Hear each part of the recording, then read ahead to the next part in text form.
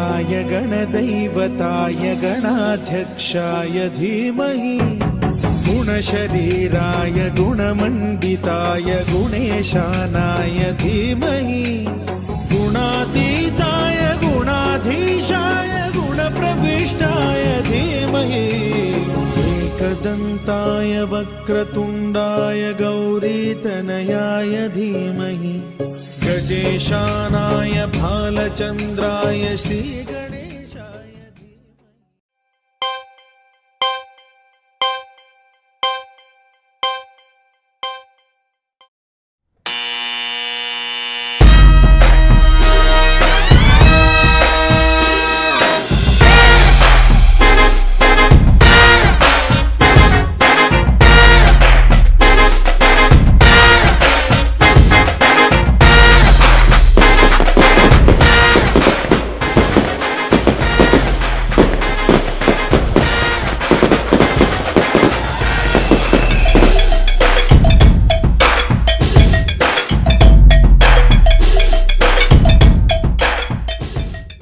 आपको रिटायरमेंट की बहुत बहुत बधाई। मुझे उम्मीद है अब आप अपने जीवन को और अच्छे से एवं खुशी के साथ जिएंगे। रिटायरमेंट जीवन का अंत नहीं है, बल्कि जीवन को आज़ादी से जीने की शुरुआत है। आपको आपके रिटायरमेंट पर बहुत बहुत बधाई। विदा होकर जहां भी आप जाओगे, शुभकामना है हमारी जीवन में खुशियां ही पाओगे। रिटायरमेंट किसी भी रोड का अंत नहीं है, बल्कि ये खुले हाईवे की शुरुआत है। लोग आते हैं जाते हैं, हर जगह ही नई यादें बनाते हैं। आज तुम भी हमें अपनी यादों के संग छोड़ जाओगे। शुभकामना है हमारी, रहे ना ख्वाहिश अधूरी तुम्हारी। यादों की लड़ी सी है छाई, आज विदाई की घड़ी है आई। हम दे रहे हैं मन से तुम्हें दुआओं के साथ शुभ विदाई। आपके साथ कुछ लम्हे, कई यादें बतौर इनाम मिले। एक सफ़र पर निकले और तजुर्बे तमाम मिले। हम आपको विदा तो नहीं करना चाहते, पर हम आपको रोक भी नहीं सकते। बस ईश्वर से यही प्रार्थना है, वो आपको सदा खुश रखे। रिटायरमेंट की बधाई। ईश्वर आपको आशीर्वाद दे और आपके दिन और आनंद को परमानंद से भरे। आपको रिटायरमेंट की बधाई। आप अपने जीवन की इस नई यात्रा के हर पल का आनंद लें।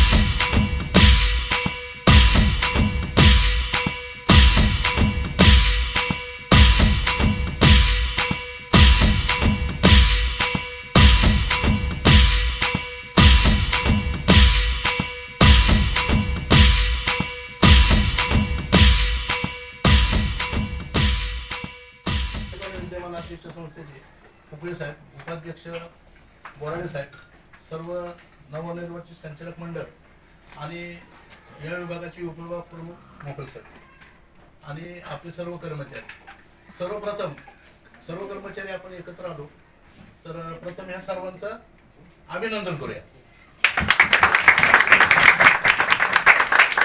हा कार्यक्रम आपल्या संस्थेमधून 6 कर्मचारी नियत वयोमानानुसार रिटायर झाले आणि कंचे साहेबांचा 7वा नंबर लागला।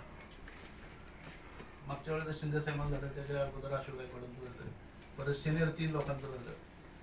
आता आजच्या या कार्यक्रमाच्या प्रसंगी अनेक आठवणी अशा दाखल येतात। 1900 तेव्हापासूनचा आतापर्यंतचा जो प्रवास आहे, ह्या प्रवासाच्या असंख्य आठवणी आहेत। कंचे साहेबांच्या आमच्या असंख्य आठवणी आहेत। आम्ही बरोबरच राहिलो बऱ्याच वेळेला। एकदम तापट स्वभाव, सर्वांना माहिती असा स्वभाव, खूप तापट स्वभाव, नो ॲडजस्टमेंट। पण कामकाजामध्ये एकदम बिनचूकपणा आणि ह्याचा फटका आम्हाला पण बसायचा, आम्ही बरोबरीच असून सुद्धा, पण मनात राग नाही कधी. आता जरी काय झालं एखाद्याला बडबडले ऑफिशियल कामासंदर्भात तरी सुद्धा नंतर दुसऱ्या दिवशी परत पाठीवर हात फिरून बरोबर काम करणार असे त्यांचे साहेब आहेत. तर आणि दीर्घ आयुष्यासाठी परमेश्वराचं एक सुरेश चिंतितो एवढं बोलून मी माझं आणि मग आता आम्ही दोघे एकाच दिवशी आलो, पण काही कारणामुळे साहेब थोडे माझ्या नंतर आले, त्यामुळे ते पण त्यांचं एज जास्त असल्यामुळे ते आज रिटायर होत आहेत. त्यांच्याबरोबर आज जवळजवळ 32 वर्ष आम्ही सेवा म्हणजे देत आहोत आणि त्यांचा स्वभाव तापट, काळेसाहेबांनी सांगितलं त्याप्रमाणे ॲडजस्टमेंट कधीच केली नाही, पण राग म्हणजे असं राग धरून मनात कधी धरून राहिले नाहीत. आणि आता मी पण बऱ्याच वेळा गरम होत होतो, पण त्यांच्यावर माझा कधी वाद झाला नाही. ते नेहमी आम्ही दोघांचं जे असेल, जी चर्चा असेल, त्यांनी मला काय सांगितलं किंवा मी त्यांना कधी काय सांगितलं तर ते कधीच मला अपोज केलं नाही किंवा मी त्यांना अपोज केलं नाही. हे आम्ही दोघांनी खूप अनुभव घेतले, चांगली सेवा दिली.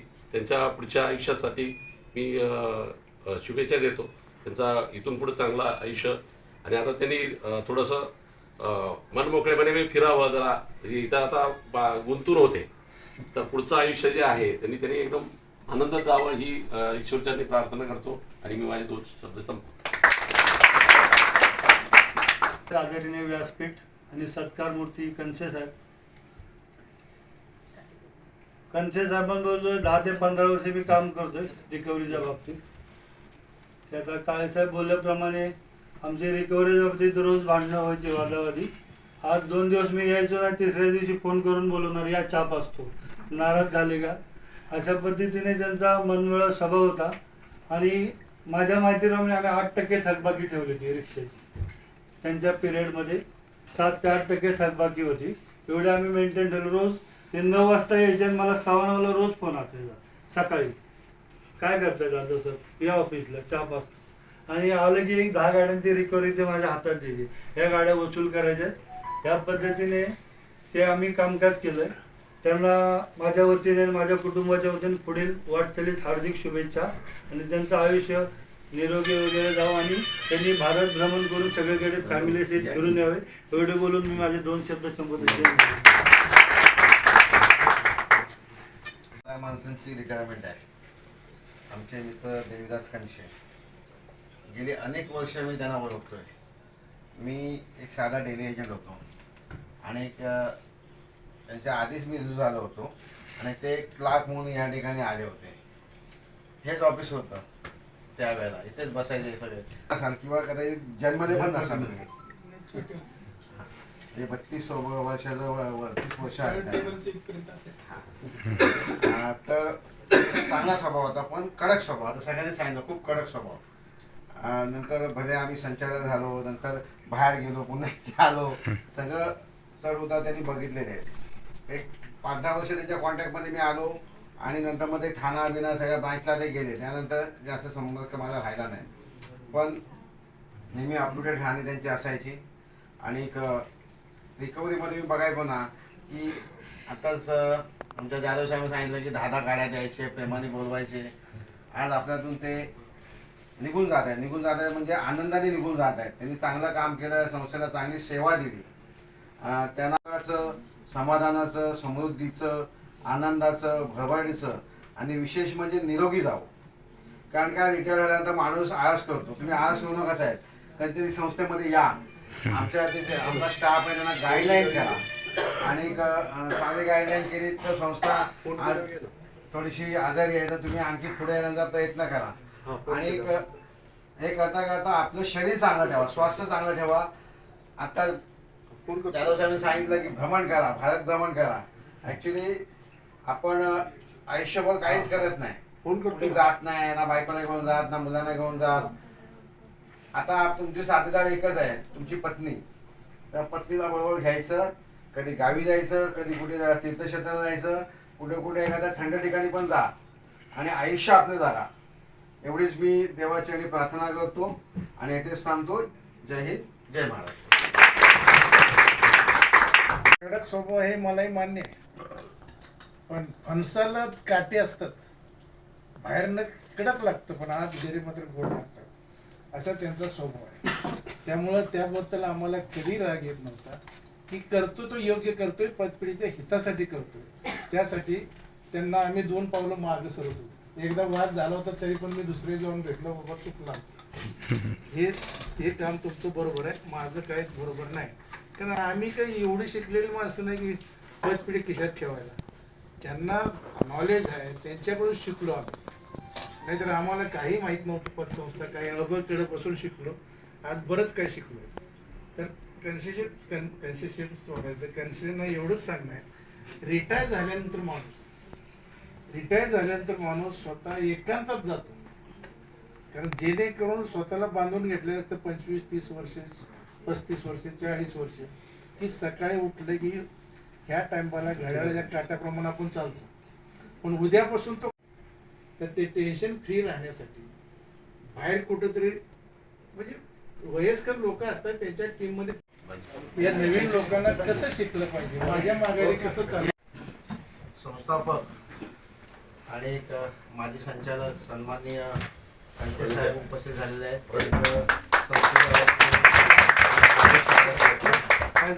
या ठिकाणी आमचे दुसरे मित्र विद्य बँकेचे मॅनेजर समाज कल्याण सहकारी पतपिढीचे अध्यक्ष सन्माननीय श्री कृष्णत माने उर्फ आबा माने या ठिकाणी उपस्थित झाले. त्यांचं सुद्धा या ठिकाणी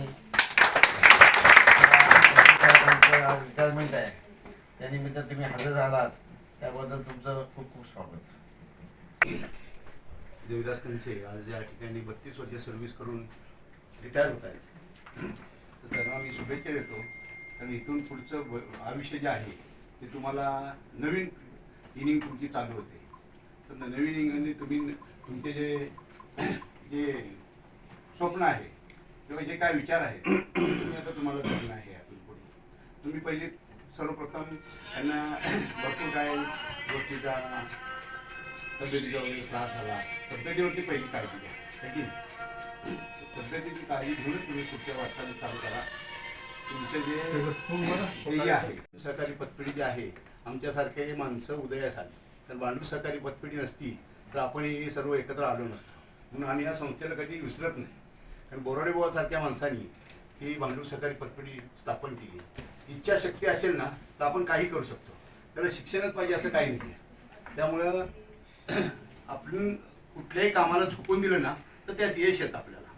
म्हणून कर्मचाऱ्यांची एकच सांगतो, संस्था असेल तर कर्मचारी आहेत, कर्मचारी असतील म्हणजे संस्था असेल तर संचालक मंडळी पण आहे. त्यासाठी आपल्याला संस्था टिकली पाहिजे.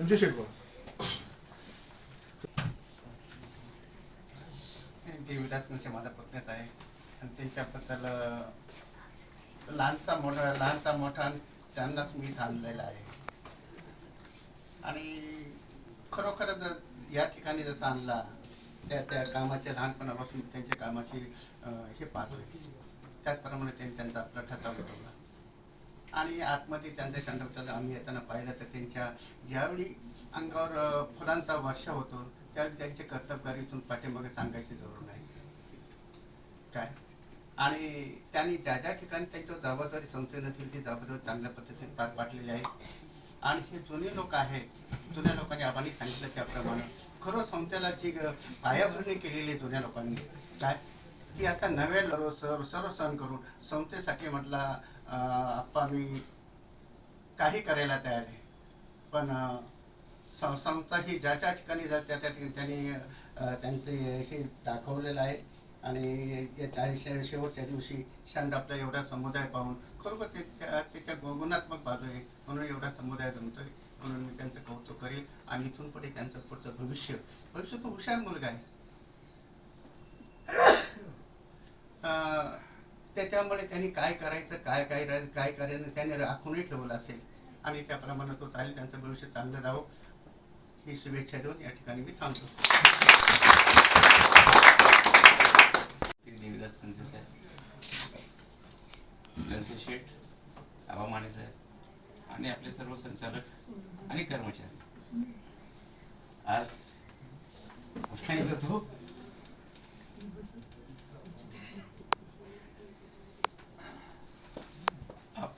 अप्रियक्षण येतोय पुन्हा एकदा. एखादा चांगला माणूस ज्यावेळेस संस्थेमध्ये जातो ना, त्यावेळेस काय गोष्टी असतात फार कठीण असतात त्याच्यात. कनसे साहेबांचं जे ते फक्त कर्मचारी होते असं नाही, मी त्यांना माझा गुरु मानतो या संस्थेमध्ये. या संस्थेमध्ये मला जे शिकलो किंवा मला जे शिकवलं गेलं त्याच्यामध्ये मोलाच आहे. आज जे मी काय आहे समजा तर त्याच्यामध्ये जवळजवळ 80% 90% या कनसे साहेबांचा हिस्सा आहे. हे कनसे साहेबांनी मला घडवलं थोडक्यात. एक ह्याच्यापेक्षा मी आणखीन जास्त काय सांगू शकत नाही. पण कसं होतं की या संस्थेमध्ये एक दुर्दैव आहे असं की या संस्थेमध्ये काम करत असताना आपण सेकंड रँक कधी तयार केली नाही, झाली नाही, ती थर्ड रँक तयार नाही झाली. आज ही जुनी माणसं ज्यावेळेला रिटायर होतात ना त्यावेळेला मला संस्थेची काळजी वाटते. मला वाईट वाटतं याच्यासाठी की आम्ही सेकंड रँक थर्ड रँक आम्ही तयार नाही केली. या संस्थेचं भवितव्य काय पुढे? ही जर माणसं निघून गेली, आज कनसे साहेब गेले, उद्या सोमनाथ जाईल, परवा शेडगे मॅडम जातील, शरद जाईल, भविष्य काय? काम कोणी करायची? जी कामं आज ही लोक करत आहेत त्यांच्यानंतर ही संस्था चालवायची कोणी? ही काळजी आहे. आज त्या माळीमधलं एक मणी आहे ना, आज चाललंय.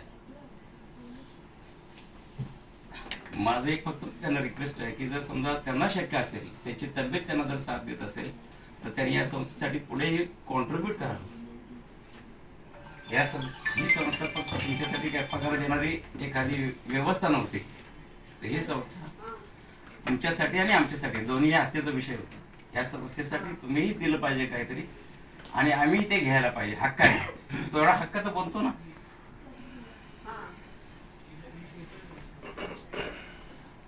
त्यांनी त्यांच्या तब्येतीची काळजी घ्यावी, तब्येत सांभाळावी आणि इथून पुढे संस्थेचं आणि आपलं त्यांचं जे नातं होतं ते अविरतपणे चालू ठेवावं असं माझी इच्छा आहे. अर्थात त्याची तब्येत आणि त्यांचं जर बाकीचं समजा सगळ्या गोष्टी जर त्यांना साथ देत असतील तरचा विषय येतो. आपलाही समजा विषय आहे संचालक मंडळाचा वगैरे.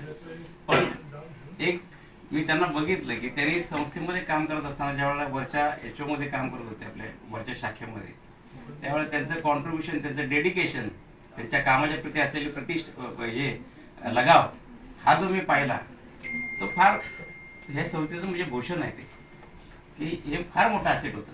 प्रार्थना करतो अगदी मनापासून की त्यांना खूप सुख समाधान मिळावं. त्यांचं रिटायर्ड लाईफ, निवृत्तीनंतर जे लाईफ आहे, आयुष्य आहे, ते सुखाचं समाधानाचं जावं. परमेश्वर त्याच्या सगळ्या इच्छा आकांक्षा सगळ्या पूर्ण करून एवढी ईश्वराजवळ मी मागणी करून माझे 2 शब्द संपवतो. धन्यवाद.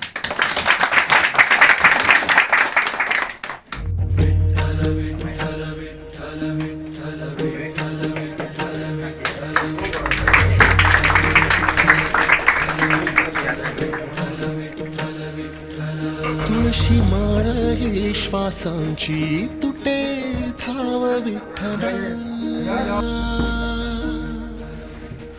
जीव झाला कासा विसरूप दाव विठ्ठला. तुळशी माळ ही श्वासांची तुटे धाव विठ्ठला, जीव झाला कासा विसरूप दाव विठ्ठला. तुळशी माळ ही श्वासांची तुटे धाव विठ्ठला.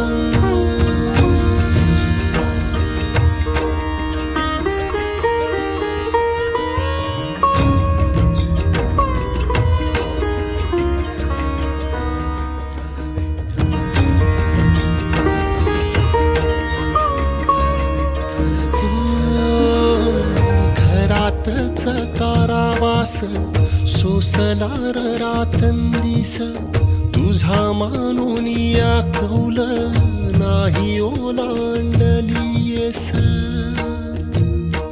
हो घरातच कारावास सोसलार रातंदिस, तुझा मानून या कौल नाही ओलांडलीयस.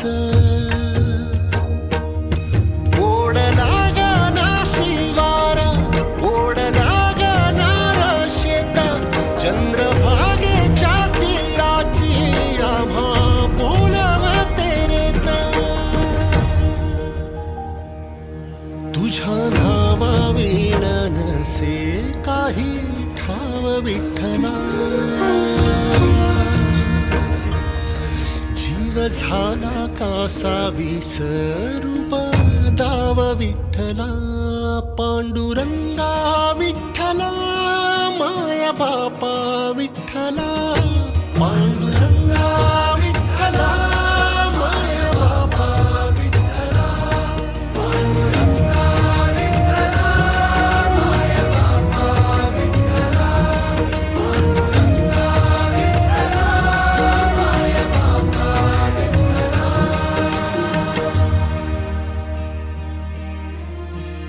युगे 28 होती तुझी वारी ही अखंड, काय झाला अपराध झाला लेकरांसी दंड.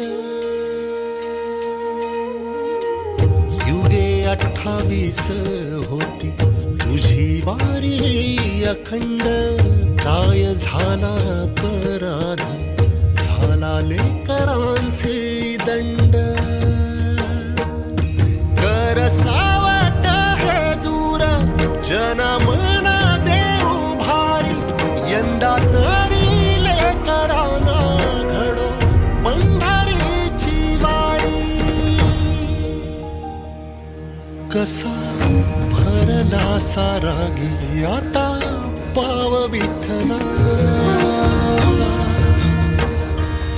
जीव झाला कासा विसरूप दाव विठ्ठला, पांडुरंगा विठ्ठला, माया बापा विठ्ठला, पांडुरंगा विठ्ठला, माया बापा विठ्ठला, पांडुरंगा विठ्ठला, माया बापा विठ्ठला, पांडुरंगा विठ्ठला, माया बापा विठ्ठला. बघ जरा माऊली ग तुझ्या बाळांची आवाळ,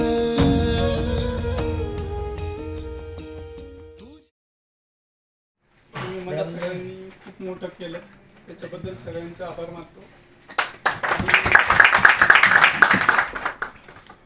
संस्थेचे अध्यक्ष उपाध्यक्ष आणि मी जे काय माझ्या मनातलं खरं ते तुमच्याशी बोलतो मी आता. तुम्ही मला सगळ्यांनी भरपूर प्रेम दिलं, सगळ्यांनी स्टाफनी भरपूर सहकार्य केलं, त्याच्याबद्दल सगळ्यांचे धन्यवाद. आणि हा दिवस खरं तर मी हे करणार नव्हतो, पण तुमच्या सगळ्यांच्या सहकार्याने प्रेमाने मला इथपर्यंत घेऊन आले, त्याच्याबद्दल मी तुमच्या सगळ्यांचे आभार मानतो. थोडासा मी माझं जीवनपट जरा थोडासा उलगडतो. माझं लहानपण ठाण्यामध्ये गेलं 5वी पर्यंत. 5वी नंतर वडिलांची कंपनी वगैरे बंद झाल्यामुळे आम्हाला गावात जायला लागलं आणि जवळजवळ आता आमच्या वडिलांच्या कंपनीला बंद होऊन 40 वर्ष पूर्ण झाली. 40 वर्षामध्ये त्या म्हणजे आता माझं वय 59 संपलं आणि 60 लागलं, म्हणजे मी त्यावेळेला जेमतेम 20 वर्षाचा असेल. मित्रांनो, गावी गेल्यानंतर शाळा झाली, कॉलेज झालं, त्याच्यामध्ये 1 वर्ष मी LLB केली. पण तो आमच्या घरच्या परिस्थितीमुळे वगैरे मला त्याला कंटिन्यू करता आलं नाही. माझ्या मित्रांनी वगैरे सांगितलं की तुम्हाला पुण्याला यायला लागेल, LLB जर कंटिन्यू करायचं असेल तर पुण्याला यायला लागेल. आणि त्या काळामध्ये ते शक्य नव्हतं. म्हणजे गावाला राहून आई वडील, आम्ही छोटे भाऊ आणि आमच्या 3 भावांमध्ये मी मोठा, त्याच्यामुळे ते काय जमलं नाही आणि त्याच्यामुळे मला तिथून पुढे ते सोडावं लागलं LLB करायचं. आणि मग मी गावाला थोडासा बिझनेस चालू केला. बिझनेस असा होता की लाऊडस्पीकरचा डेकोरेशनचा बिझनेस होता. तिथून पुढे मी BCom झाल्यानंतर माझ्या गावामध्ये मी ते सगळं करत होतो. गावची लोक सगळी पाहत होती म्हणजे की एवढा शिकलेला मुलगा आणि हा हे सगळं करतोय, तर ते थोडंसं त्यांना हे वाटायचं. परंतु मला बिझनेस करायचा होता. नंतरच्या मधल्या पिरियडमध्ये मी मुंबईला आलो. आमचे वडील थोडे मुंबईला आले होते म्हणून मुंबईला आलो. एक दिवस मी वडिलांना डबा घेऊन जात होतो. वडील आणि मी दोघेच होतो. वडिलांना डबा घेऊन जात होतो तर एका कंपनीचा मालक जे के ग्रामच्या तिथं कंपनी आहे त्यांचा मालकाने मला बघितलेला की हा मुलगा, त्यांनी तिथल्या लोकांना विचारलं बघ कोण तो मुलगा येतोय समोरून, तो कोणाचा मुलगा आहे काय, तर त्यांनी सांगितलं कंसे मामांचा मुलगा आहे म्हणून. तर मला वडिलांना त्यांनी सांगितलं की तुमच्या मुलाला आमच्या कंपनीमध्ये कामाला पाठवा. ही गोष्ट आहे 10वीची. तर मला संध्याकाळी घरी आल्यानंतर वडिलांनी सांगितलं बाबा तुला असं असं आमच्या मालकाने तुला कामाला बोलवलं आहे. मी म्हटलं मला काही काम बिम करायचं नाही, मला बिझनेस करायचा आहे म्हटलं. त्यावेळेस काय एवढं समजत पण नव्हतं आणि काय नव्हतं, त्याच्यामुळे मी ते विषय सोडला. आणि वडिलांनी मला आतापर्यंत तेच सांगितलं की मी तुला चांगलं कामाला लावत होतो, तू काय ते केलं नाहीस, त्याच्यामुळे आता तू आणि तुझं काय आयुष्य असेल ते तू बघ कसं काय. आणि तिथून पुढे मित्रांनो त्यानंतर मग मला त्या बिझनेसमध्ये थोडंसं कंटिन्यू करायला लागलं. 93ला माझं लग्न झालं. 93ला लग्न झाल्यानंतर सगळं कुटुंब एका ठिकाणी, म्हणजे आपल्याकडे कसं असतं ना बघ कुणीतरी कमवतं पाहिजे किंवा काय पाहिजे, कुणीतरी एकाच व्यवसायात नको. जसं शेतकऱ्याला वाटतं की आपला एखादा माणूस बाहेर असला म्हणजे समजा चढ उतार आला तरी तो आपल्याला कन्वे करू शकतो, म्हणून असं मी पण असं विचार केला की 93ला आमच्या भावांनी आणि शेठचे मोठे बंधू होते त्यांच्या मुलांनी वगैरे आम्ही ठरवलं की बाबा तुम्ही इकडे काय थांबू नका आणि तुम्ही मुंबईला चला. 93ला इकडे आल्यानंतर मी आपले उंडे अँड सन्समध्ये सुरुवातीला कामाला लागलो. तिकडे साधारण 4-5 महिने काम केलं. तिथून पुढे आपली विशाल लक्ष्मीबाग सहकारी पतसंस्था त्यांच्याकडे मी 5-6 महिने काम केलं. आणि त्यावेळेला सांगतो तुम्हाला की 93च्या वेळेला आपल्या संस्थेचं खूप मोठं नाव होतं. म्हणजे आपल्या ईशान्य मुंबईमध्ये भांडूप सहकारी पतसंस्था खूप मोठ्या नावारूपाला होती. आणि मग मी तिकडून सेटला वगैरे सांगितलं, मग मला म्हटलं तिकडे यायचं आहे, तुमच्याकडे यायचं आहे. मग त्यांनी मग तिकडे प्रयत्न केले, मला इकडे बोलवलं, इकडे घेतलं. नंतर त्या मधल्या पिरियडमध्ये परत मी एकदा ब्रेक दिला. म्हटलं मला काही काम करायचं नाही, मी गावाला निघून गेलो. त्यांना पण विचारलं नाही, तसंच निघून गेलो गावाला निघून गेल्यानंतर परत मग काही दिवसांनी परत आलो. परत मग त्यांनी हाताला धरलं वगैरे, इकडे तिकडे नेलं, जाधव साहेबांकडे वगैरे नेलं आणि परत मग मला इकडे पोवईला कामाला ठेवून घेतलं. तिथून पुढं मग मी पण कामामध्ये स्वतःला झोकून दिलं. तुम्ही म्हणाले तेवढं पण काय एन्जॉय केलं, पण तुम्ही म्हणता ते खूप मला मोठेपणा दिला तुम्ही, त्याच्याबद्दल सगळ्यांचं धन्यवाद मानतो. तिथून पुढं मग मी कामामध्ये खरंच ॲक्युरसी होती. मुकुंद साहेबांनी मग अशी सांगितल्याप्रमाणे आमचे थोडे वादविवाद पण व्हायचे. मी नवीन होतो आणि नंतर त्यावेळेला बरेचसे एजंट लोक होते, प्रकाश पवार होते, मुकुंद साहेब होते, साळवी होते, खूप मोठा आमचा हे होता. परंतु आम्ही कधी असं राग रुसवा किंवा काही केलेलं नाही. मित्रांनो मला ज्या वेळेला 1000 रुपये पगार होता त्यावेळेला मी 5-5 लाखाची दररोजची कॅश हँडल करत होतो. त्यावेळेला बारोकर साहेब होते, कदम साहेब होते, सगळी सांभाळून घेणारी माणसं होती. आणि कॅश केबिनमध्ये कॅश घ्यायचो आणि ती कॅश 4 जागी मोजायला घ्यायची लोक. माझा जो स्टाफ होता, संजय साहेब होते, साळवी साहेब होते, हे सगळी लोक ती कॅश सगळीकडे मोजायला घ्यायचे. कारण त्यांना माहित आहे याला पण काय, मी दिवसभर दुपारी 3 तासाचा गॅप असायचो, पण 3 तासाच्या गॅपमध्ये पण मी ती कॅश वगैरे हँडल करायचो दिवसभर. तर ते मला हेल्प करायचे. परंतु तुम्हाला ते सांगायचं तात्पर्य असं की 1 रुपया किंवा 1 नोट पण कधी कधी कमी जास्त झालेली नाही. त्या लोकांनी जरी इकडे तिकडे घेतलं तरी मला झाली, किंवा कसे दिवस निघून गेले हे कळलं नाही. कारण हा जो प्रेमाचा जो सागर होता त्याच्यामधून ते कधी दिवस निघून गेले कळले नाही.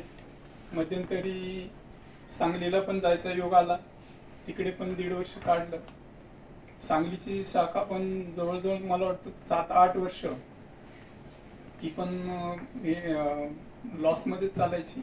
मी गेल्यानंतर तिला किमान 1000 रुपयांनी प्लस आणली त्यावेळेला. त्याच्यामुळं तिकडे पण थोडासा माझा ठसा उमटवला. तिकडच्या भरपूर गावांना वगैरे व्हिजिट केल्या, त्याच्यामुळे मला तिकडे पण भरपूर माहिती झाली तिकडच्या विभागाची वगैरे. आणि पहिल्यांदा तुम्हाला सांगतो माझा तो मुंबई ते सांगलीचा प्रवास हा पहिल्यांदा मोठा प्रवास झाला तो माझा. मुंबई ते सांगली, आणि आमचं गावचं अंतर किती 150 किलोमीटरचं. त्याच्या पलीकडे मला काही जास्त प्रवासाचं माहीत नव्हतं, पण तो पहिला माझा प्रवास झाला जास्त, तिथून पुढे झाला. आता तुम्हाला सांगायचं तर मी सांगलीला असताना थोडंसं खोटं बोललो होतो. मला सगळ्यांना एक आठवण करून द्यायची, कधी खोटं बोलू नका. जे काय असेल ते खरं बोला. खरं एकदाच बोलावं लागतं, पण खोटं येणं 4-4 वेळा बोलावं लागतं, आणि ते खोटं येणं ध्यानात ठेवावं लागतं. खरं बोललेलं विसरून जाता येतं, पण खोटं ध्यानात ठेवावं लागतं, कारण परत आपल्याला ते बोलायचं असतं, म्हणून ते ध्यानात ठेवावं लागतं. मी सांगलीला असताना मी असंच केलं की मला रजा पाहिजे होती, आणि मी असं सांगितलं की माझे वडील आजारी आहेत म्हणून.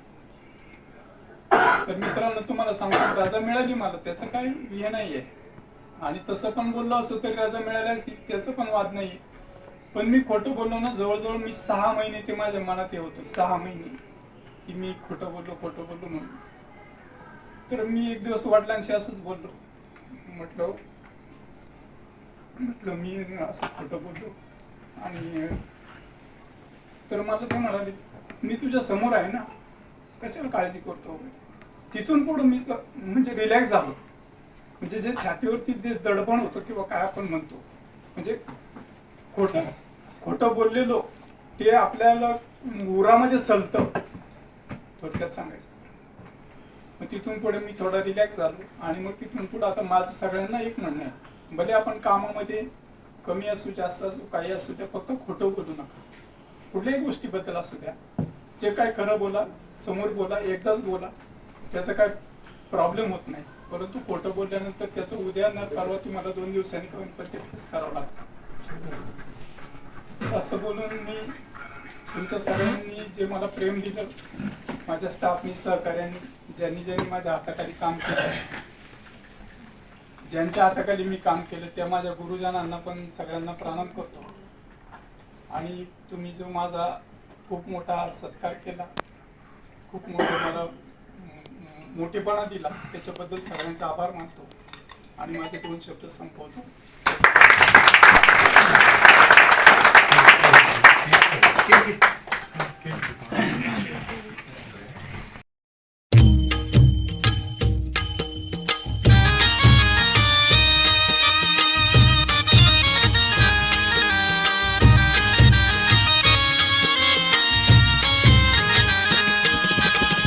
विठू माऊली तू माऊली जगाची, विठू माऊली तू माऊली जगाची, माऊलीत मूर्ती विठ्ठलाची. विठ्ठला माय बापा, विठू माऊली तू माऊली जगाची, विठू माऊली तू माऊली जगाची, माऊलीत मूर्ती विठ्ठलाची.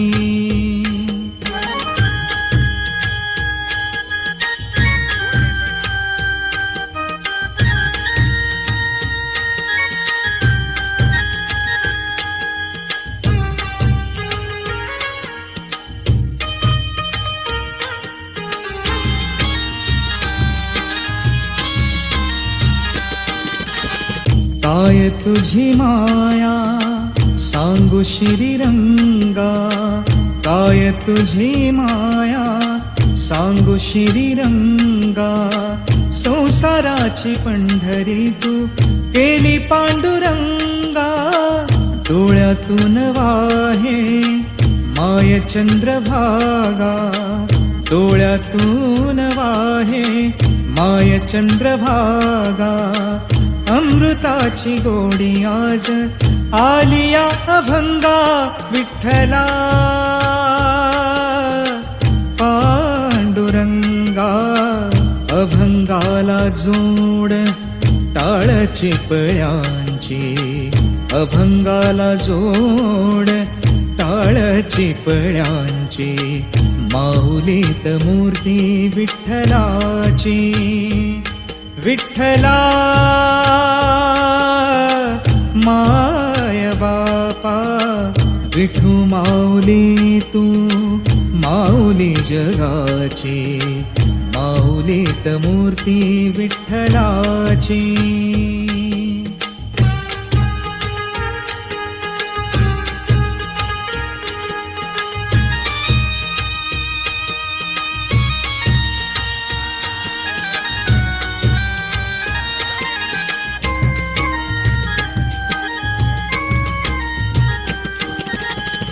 लेकरांची सेवा केलीस तू आई, लेकरांची सेवा केलीस तू आई.